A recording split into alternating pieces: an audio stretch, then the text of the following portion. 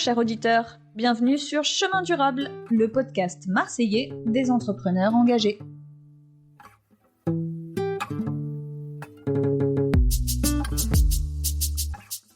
Bonjour à tous, on se présente Laurence et Clélia, deux amies qui avons travaillé dans l'environnement. Aujourd'hui, on a décidé de créer un podcast. Ça nous permet d'explorer les initiatives locales de développement durable applicables en entreprise. Pour cela, nous sommes partis à la rencontre de porteurs de projets novateurs. Ce sont des femmes et des hommes engagés pour un entrepreneuriat qui prend en compte l'environnement et l'humain.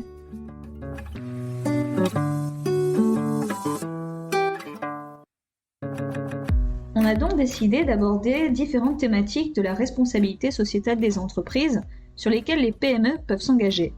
On mettra en lumière des actions concrètes qui peuvent favoriser les conditions et relations de travail, l'impact environnemental et le développement local.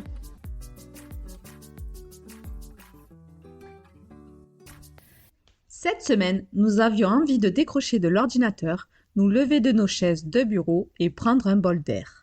L'espace d'une heure ou deux. Alors évidemment, une excursion d'une semaine dans le Mercantour est l'idéal, mais c'est sans compter avec le contexte actuel, le travail et les obligations.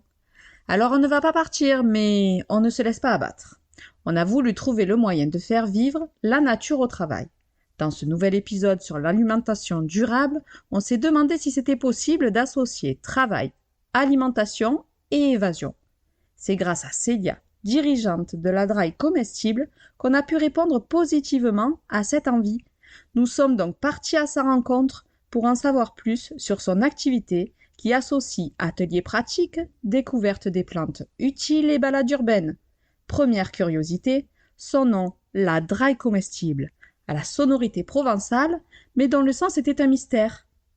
Parce que j'avais besoin d'un nom qui est ancré dans notre territoire, donc qui est provençal et qui fait lien avec ce qui se passe en fait dans mes activités. Et en fait, la draille, c'est le sentier en provençal, c'est le chemin que créent les bêtes en passant. Donc c'est les tout petits sentiers, pas vraiment balisés, pas les DFCI, c'est les tout petits sentiers qu'on voit à travers les plantes.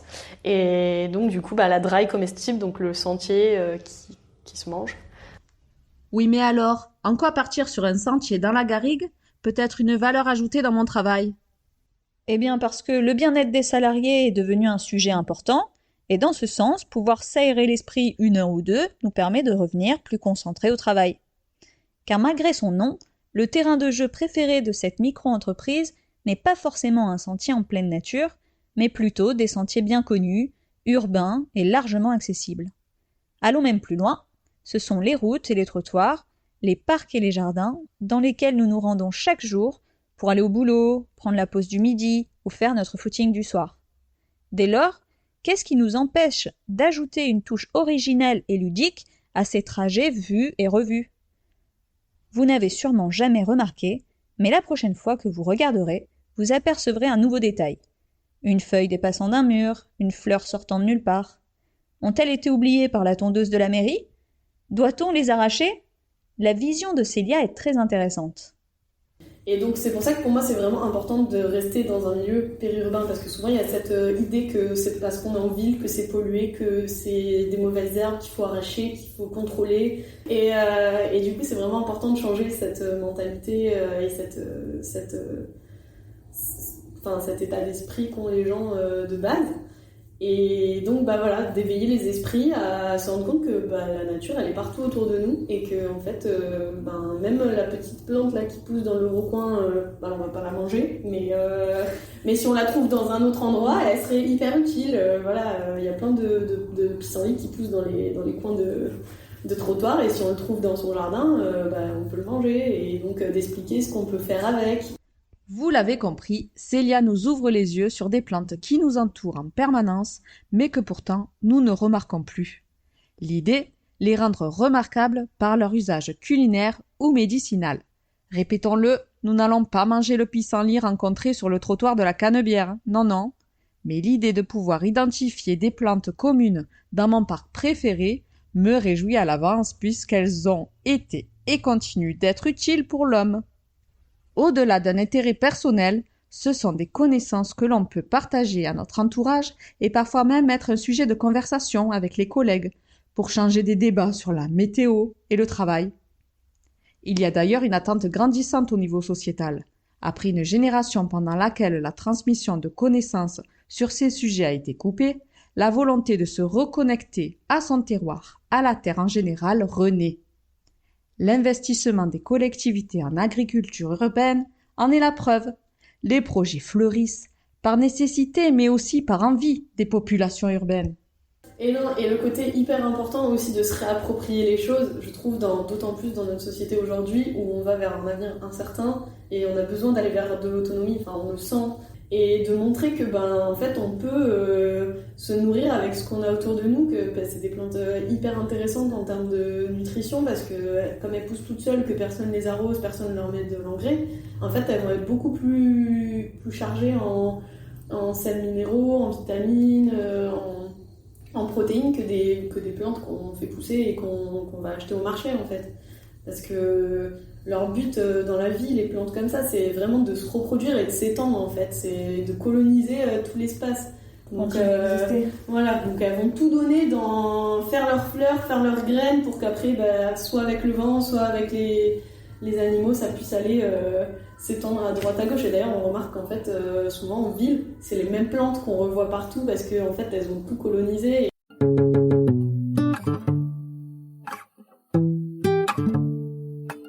Les bénéfices humains, notamment dans le rapport aux autres, est une source de motivation supplémentaire pour ce genre d'activité en extérieur.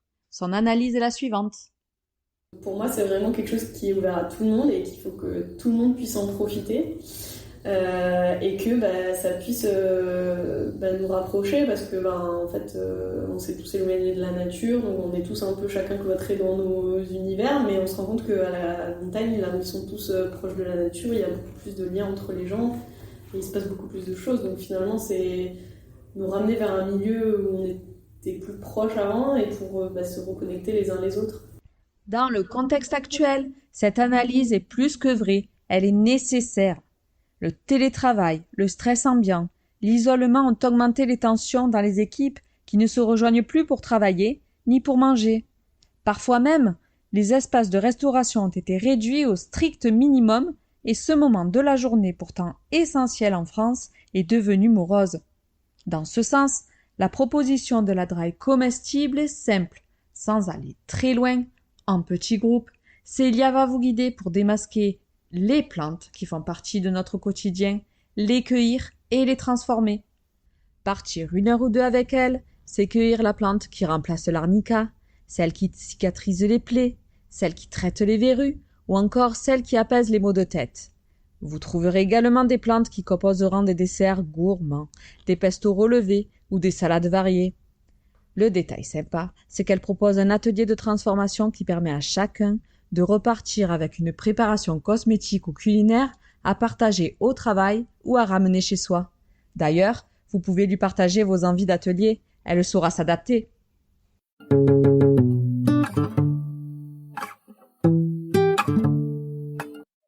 Malgré toutes ces belles intentions, le retour à la nature est un sujet dont on parle beaucoup depuis un certain temps. Mais de manière générale, les connaissances botaniques se sont arrêtées à la frontière de la ville où les gens ont d'autres préoccupations et occupations. Pour autant, il nous est actuellement difficile de reconnaître des plantes simples. On a même oublié que certaines ont des vertus très intéressantes pour nous. La mission de Célia est de les remettre en valeur. Mais alors, comment s'y prend-elle pour ancrer les informations dans des esprits non initiés ? Dans mon approche, en fait, moi je veux que ça soit très pédagogique et je veux qu'on passe énormément de temps sur la découverte et la reconnaissance de la plante avant de savoir son nom et qu'est-ce qu'on va en faire. Parce que je me dis que repartir avec un carnet plein de notes, mais de ne pas savoir reconnaître une seule plante de celle qu'on a pu voir, ça n'a pas d'intérêt. Donc du coup, on passe du temps à la décrire, comment elle est la forme, comment elle est au niveau du toucher, au niveau de l'odorat, des fois je fais goûter aussi. Transmettre, oui, mais pas dans n'importe quelle condition. Il y a des sites qui sont particulièrement sensibles et où par conséquent il est interdit de prélever. D'autres, très accessibles, sont victimes d'une cueillette trop fréquente. La conséquence de cette surfréquentation, c'est que la plante n'a plus le temps de pousser et de se reproduire. Elle risque donc de disparaître. C'est pourquoi Célia met un point d'honneur à expliquer les conditions et les techniques de récolte qui respectent le milieu. Donc petit à petit, au fur et à mesure qu'on va s'arrêter devant des plantes, je vais leur expliquer que notamment souvent il faut utiliser le poussé l'index en fait pour on cueille comme ça, la plante elle est comme ça et en fait on utilise le poussé l'index pour faire levier et que ça casse net sans arracher, sans abîmer, sans que la tige elle soit toute effilochée. À travers cette explication imagée, on comprend qu'elle a l'habitude de décortiquer le geste et que c'est en répétant ce geste que l'on apprend à réaliser une cueillette qui ne va pas dénaturer le paysage. En plus, vous en laisserez pour les autres, c'est quand même mieux.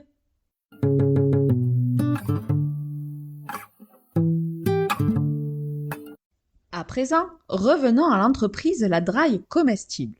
On a voulu savoir comment avait débuté l'aventure de cette micro-entreprise.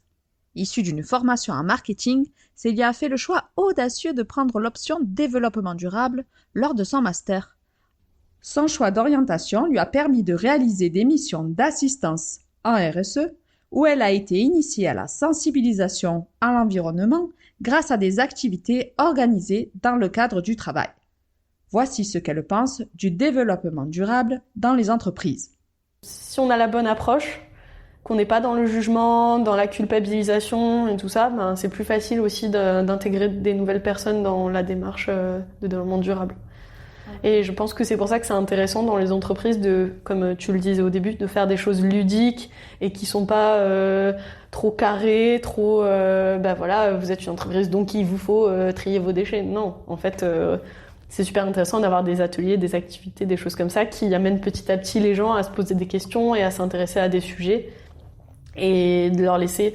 En fait, j'avais fait une petite formation sur le changement et la transition justement autour du développement durable. Et en fait, on avait une grosse partie sur c'est important de se rendre compte que chacun est à son stade de réflexion sur tout ça. Donc c'est de le laisser petit à petit, avec le temps qu'il lui faudra, aller vers quelque chose de plus vertueux et de se dire que ce qu'il fait déjà, c'est déjà bien en fait, parce qu'il fait déjà quelque chose. À mon avis, on fait tous quelque chose. Malgré son enthousiasme évident, on s'est demandé si les retours de terrain de Célia étaient favorables et si le public était réellement réceptif à ce genre d'activité. Elle admet volontiers que parmi son public, certains ne viennent pas par conviction, mais pour accompagner une personne intéressée. Pour autant, les groupes qu'elle accueille sont très hétérogènes, ce qui produit systématiquement un résultat enrichissant et une ambiance conviviale, loin de la conférence d'experts. Par ailleurs, son expérience pédagogique en fait une interlocutrice capable d'emmener les publics les plus sceptiques à apprécier ce genre d'activité.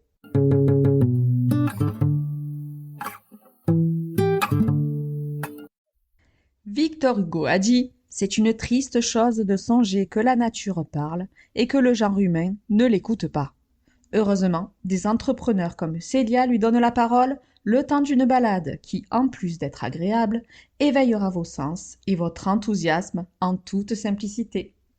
N'hésitez pas à réagir à cet épisode et à nous poser vos questions en commentaire sur notre chaîne YouTube Chemin Durable. Et si vous souhaitez obtenir une information sur l'alimentation de vos salariés, la gestion de vos déchets, l'économie circulaire ou la mobilité en entreprise, sachez que Chemin Durable vous accompagnera volontiers dans votre démarche de progrès. Quelle que soit votre étape de réflexion ou votre budget, de l'idée à la réalisation, je peux vous suivre étape par étape ou être une aide ponctuelle dans votre cheminement vers la RSE. Pour cela, n'hésitez pas à me contacter via mon LinkedIn au nom Clélia Echen ou sur le Facebook Chemin Durable. À bientôt! Dans notre prochain épisode, on ira à la rencontre de Christelle Maillefort, dirigeante de Doussens. Traiteur pour les entreprises, elle propose une cuisine du monde qui intègre une démarche éco-responsable. En réduisant sa consommation énergétique et son volume de déchets, elle a fait de sa micro-entreprise un bel exemple d'engagement. Alors à bientôt!